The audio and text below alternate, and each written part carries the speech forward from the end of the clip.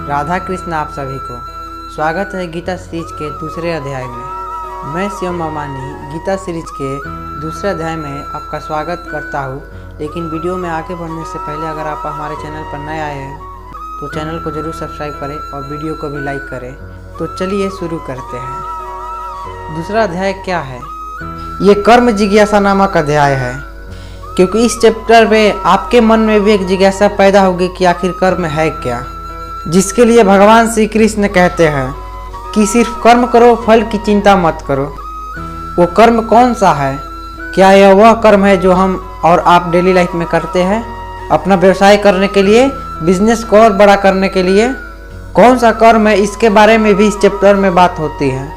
इस अध्याय की बात हो रही है जब धनुर्धर अर्जुन शोक कर रहे होते हैं कि अगर मैं युद्ध जीता तो मुझे दुख प्राप्त होगा, अपनों को मारकर आखिर कैसे सुख प्राप्त हो सकता है।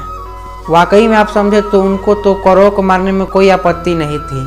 उनको जो अपनी आंखों के सामने बुजुर्ग दिख रहे थे, जिसमें पितामह भीष्म थे, वो बुजुर्ग जिसमें आचार्य द्रोण थे, आचार्य कृपा आचार्य थे, इनको मारने में अर्जुन को बहुत मुश्किल लग रहा था। तो बुजुर्गों को कैसे मारा जा सकता है, कैसे इस युद्ध में आगे जाया जा सकता है? बहुत सारी रूढ़ियाँ जो थी उनका सहारा अर्जुन ने लेना शुरू किया। क्या अर्जुन घबरा चुके थे? बिल्कुल घबरा चुके थे। अब अर्जुन को जरूरत थी मोटिवेशन की, एक सच्चाई को जानने की। हालांकि इन्होंने बहुत सारे सिद्धांत बताए, बहुत सारी रूढ़ियाँ जो थी वो सामने लेकर आए, लेकिन अभी तक भगवान श्री कृष्ण ने कुछ कहा नहीं। वो इसी दूसरे अध्याय में तमाम रूढ़ियाँ मिटाने की कोशिश करते हैं। अर्जुन को बताने की कोशिश करते हैं कि सत्य क्या है और मिथ्या क्या है। क्या है जो हमेशा शाश्वत रहने वाला है, जो आज में है वो कई बार मिथ्या होता है, क्योंकि वो कल नहीं था और ना ही आने वाला कल में होगा। जो वर्तमान है वो सिर्फ मिथ्या है, क्योंकि ना ही वो पास्ट में रहने वाला है और ना ही फ्यूचर में रहने वाला है। वो समय के साथ चले जाने वाला है, लेकिन कोई है जो शाश्वत रहने वाला है। वो क्या है? वो भगवान श्री कृष्ण इस अध्याय में बताते हैं। और अर्जुन जो है, जब उन्हें समझ में आता है कि मैं बहुत सारे रूढ़ियों में घिर गया हूँ, मेरे सामने जीवन की सबसे बड़ी चुनौती आ चुकी है, तो अर्जुन जो है वो भगवान श्री कृष्ण से कहते हैं, जीवन में जब आप तमाम चुनौतियों से घिर जाते हो तब आपको समझ में आता है कि जीवन का वास्तविक अर्थ समझने के लिए मुझे किसी योग्य सद्गुरु की आवश्यकता है, किसी आध्यात्मिक गुरु की आवश्यकता है। और अर्जुन के सामने तो साक्षात भगवान श्री कृष्ण स्वयं खड़े थे। इसलिए कह देते हैं अर्जुन, जब अर्जुन एक के बाद एक रूढ़ियाँ गिनाने लगे और कहने लगे कि बहुत सारा नुकसान होने वाला है, सिर्फ मैं ही नहीं आप भी पाप के लिए उद्धत हुए हैं, तो भगवान श्री कृष्ण ने अर्जुन से कहा, ना तो ऐसा यानी कि मैं सद्गुरु भगवान किसी काल में नहीं थे, और ना ही ऐसा है कि अनुरागी अर्जुन यानी कि तुम किसी काल में नहीं रहे होगे, और ना ही ऐसा है कि जनादीपा यानी कि अंधकार जिन्हों में पाया जाता है, जो कहीं राजस्विक प्रवृत्ति के लोगों में आ जाता है कि मैं सबसे बेहतर हूँ। ये किसी काल में नहीं पाया जाएगा, ये हमेशा रहने वाला है।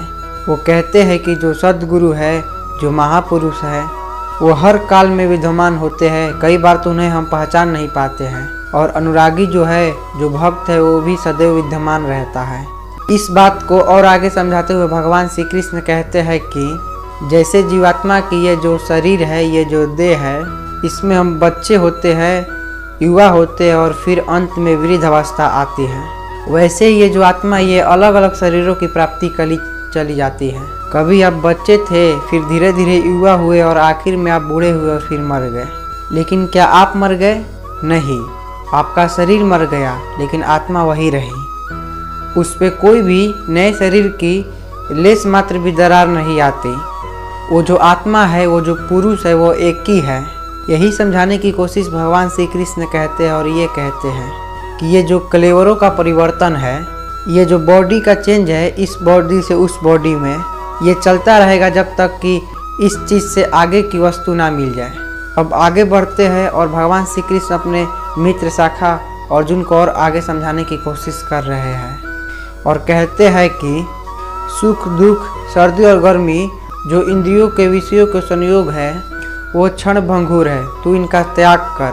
आगे भगवान श्री कृष्ण कहते हैं कि अर्जुन, सुख दुख को समान समझने वाले जिस पुरुष को इंद्रियों और विषयों के संयोग डिस्टर्ब नहीं कर पाते, वो अमृत तत्वों की प्राप्ति करता है।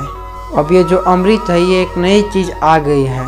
अभी तक अर्जुन को लग रहा था कि अगर युद्ध का रिजल्ट आएगा तो या तो स्वर्ग मिल जाएगा या तो धरती मिल जाएगी या मर जाएंगे, लेकिन भगवान श्री कृष्ण कहते हैं कि ना तो स्वर्ग मिलेगा और ना ही पृथ्वी, बल्कि अमृत मिलेगा। सच क्या है, झूठ क्या है, सत्य क्या है और असत्य क्या है, इसी को समझाते हुए भगवान श्री कृष्ण ने दूसरे अध्याय में कहा, अविनाशी, अप्रमेय, नित्य स्वरूप आत्मा के जितने सारे शरीर हैं सब नाशवान है, इसलिए अर्जुन तू युद्ध कर। आत्मा अविनाशी है जिसका तीनों कालों में कोई नाश नहीं कर सकता। ये सत्य है, जो शरीर है वो आज है पर कल नहीं होगा, और कल नहीं था ये असत्य है। ये सिर्फ एक मिथ्या है, भ्रम है, जिसका तीनों कालों में अस्तित्व नहीं, ये नष्ट हो जाएगा, गायब हो जाएगा। अब आगे भगवान श्री कृष्ण कहते हैं कि ये जो आत्मा है ना तो ये किसी काल में जन्म लेता है और ना ये किसी काल में मरता है, सिर्फ वस्त्र बदलता रहता है, क्योंकि ये आत्मा होकर कुछ और होने वाला नहीं है। ये अजन्मा है, नित्य है, ये शाश्वत है, पुरातन है। शरीर का नाश होने पर भी इसका नाश नहीं होता है। आप और हम इस आत्मा के उपासक हैं। इस दुनिया में आप और हम अगर आत्मिक पथ पर चल चुके हैं तो हम सनातनी बन चुके हैं, क्योंकि ये शाश्वत रहने वाली है। इस दुनिया में जो कोई भी जिस किसी धर्म में है, अगर एक आत्मा के उपासक है तो वह सनातन का उपासक है, तो वह आत्मा का उपासक है। इसी को आगे समझाते हुए भगवान श्री कृष्ण कहते हैं, जिस पुराने कपड़े को त्याग कर नए कपड़े पहन लेते हैं, ठीक वैसे ही ये जो जीव आत्मा है, जो आत्मा है, ये व्यक्ति के मरने पर उस शरीर को त्याग कर नया शरीर धारण कर लेती है। अब आगे भगवान श्री कृष्ण कहते हैं कि इस आत्मा को अस्त्र भी नहीं काट सकते, अग्नि इसे जला नहीं सकती, जल इसे गीला नहीं कर सकती, वायु इसे सुखा नहीं सकता। ये सर्वव्यापक है, अचल है, स्थिर रहने वाला है और सनातन है। अब इस अध्याय में थोड़ा आगे बढ़ते हैं और भगवान श्री कृष्ण कहते हैं कि हे अर्जुन, तेरा सिर्फ कर्म करने में अधिकार है, फल की चिंता करने में नहीं। ये कई बार आपने सुना होगा कि कर्म करो और फल की चिंता मत करो, लेकिन ये जो श्लोक है, ये जो बात कही गई है, निष्काम कर्मयोग के बारे में कहा गया है। निष्काम कर्मयोग के बारे में कहा गया कि सिर्फ कर्म करने पर ध्यान दो, फल की चिंता मत करो। उस पर मुझे छोड़ दो, मेरे बारे में सोचना शुरू करोगे, उसके बाद भूल जाओ कि फल तुम्हें मिलेगा। ये बताने की कोशिश की गई है, ना कि हर कर्म के बारे में बात हो रही है। बहुत सारे लोग इस कोट का यूज करके बहुत सारी जगह पर बोलते हैं कि कर्म करो, फल की चिंता मत करो, लेकिन संसारिक मोह माया के जो ये काम आप कर रहे हैं, जो बिजनेस आप चला रहे हैं और नौकरी कर रहे हैं, वहाँ आपको फल की चिंता करनी होगी। फल की चिंता नहीं करेंगे तो शायद आप अच्छा काम नहीं कर पाएंगे, आप अपने स्किल को सुधार नहीं पाओगे।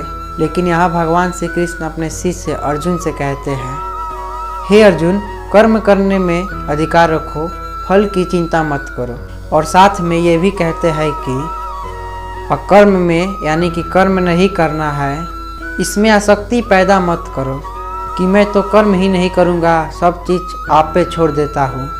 ऐसा नहीं है, तुम्हें सिर्फ कर्म करना है, तुम्हें सिर्फ ध्यान करना है, फल की चिंता नहीं करनी है कि मुझे महामहिम की स्थिति मिलेगी या स्वर्ग मिलेगा, ये सब मुझ पे छोड़ दो। ये भगवान श्री कृष्ण कहते हैं। जब आपने ध्यान करना शुरू किया निष्काम कर्मयोग के जरिए इस माध्यम से, तो फिर आप फल की चिंता मत करिए। तो मिलते हैं फिर से गीता अध्याय के अगले एपिसोड में। तब तक के लिए राधे राधे।